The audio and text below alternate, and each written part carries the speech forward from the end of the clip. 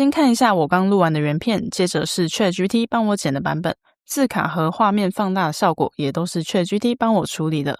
我只把一段15秒的影片交给他，再告诉他我想要怎么样的成品，接下来他就会自己帮我操作 ChatCut。但他真的可以从一段原片剪出一支能直接发布的影片吗？还是最后我还是得全部重做一次？先就从安装 ChatCut Plugin 开始，完整实测给你看。你可能会好奇 ChatGPT 不是拿来聊天的吗？为什么现在会剪影片了？答案是 ChatCut 的外挂程式，在 ChatGPT 桌面版切到工作模式后，我可以请 ChatGPT 透过 ChatCut 进行剪辑。你可以把它想象成 ChatGPT 负责理解我的需求，分析素材，并规划要做哪些修改。ChatCut 则是提供真正的剪辑工具，像是字卡、转场、音效还有画面放大。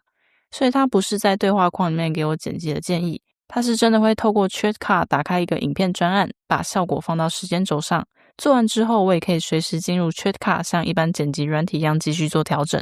那我们先来安装，这边要注意，目前要使用桌面版的 ChatGPT。那网页版它没有办法替你的电脑安装 plugin， 然后我们到 ChatCut 的官网，那把 ChatCut 提供的安装指令贴到桌面版的 ChatGPT， 那我们这边使用的是中间的这个，那我们就点选复制。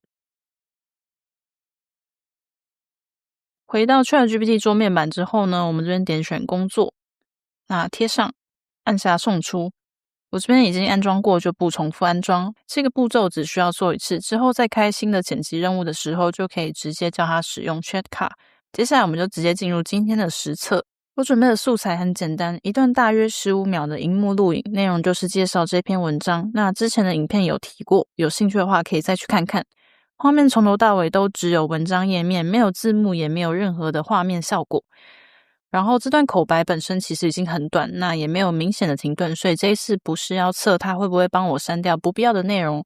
那真正的问题是，只有荧幕录影的影片很容易看起来很单调。如果是平常的方式的话，我通常只有保留原本的画面，很少另外做字卡。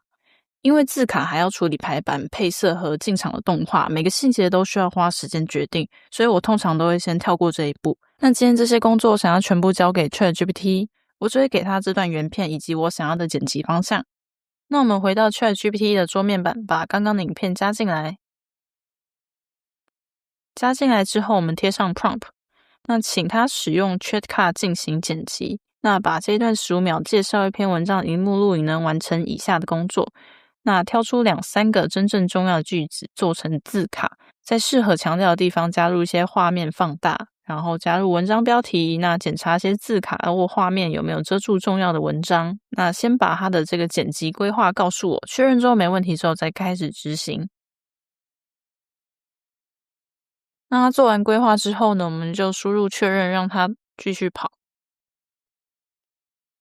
好，完成了。我们打开时间轴，看看它实际做了什么。第一个是字卡，那它会参考文章的内容，从文章里面找出比较重要的句子，再帮我做成字卡。第二个是画面放大，那原本从头到尾呢都是完整的文章页面，它在讲到可能比较关键句的时候，就会把当下相关文章的段落放大，然后再回到完整的画面。另外，它也把原始的影片跟效果分成2个轨道。那 V1 就是保留完整的原片， V2 专门放字卡跟一些 motion graphics， 这样原本的影片就不会被切得很零碎。想要把某张字卡延伸半秒，换一个动画，或是叫 AI 之后再新增字卡，都只需要调整 V2 的部分，不会影响到原本的原片。这些效果都完成之后呢，你仍然可以继续修改，像是这个放大部分，想要把它延长都可以直接做调整。所以不喜欢的地方都可以叫 ChatGPT 做修改，也可以自己进去调整。那我们就按下输出来看看成果。输出完成之后，我们就直接来看成品吧。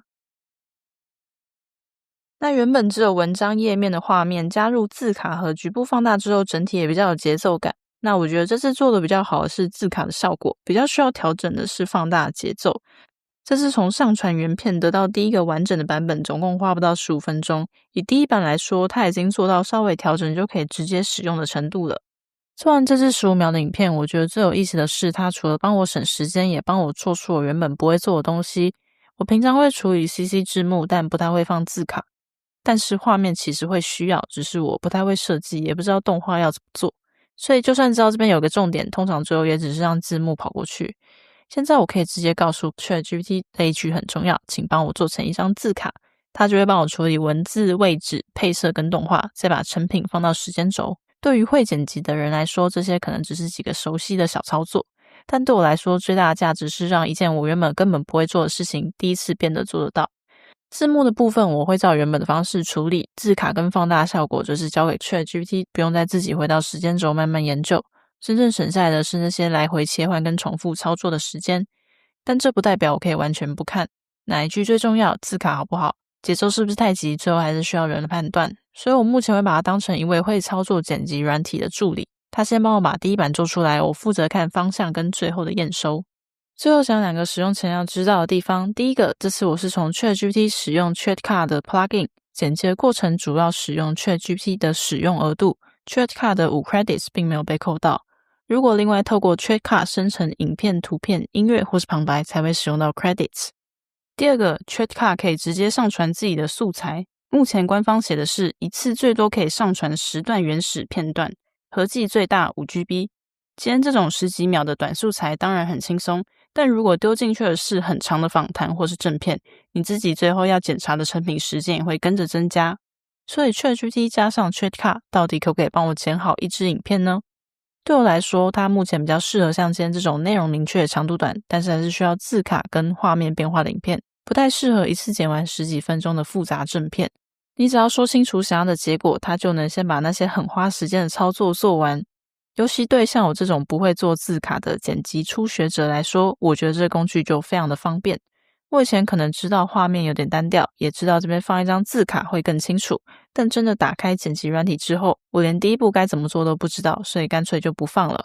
现在至少可以先把想法用文字告诉 ChatGPT， 请他帮我做出一个完整的版本。不过如果你拿它跟专业的剪辑师相比的话，当然还有一段非常长的距离。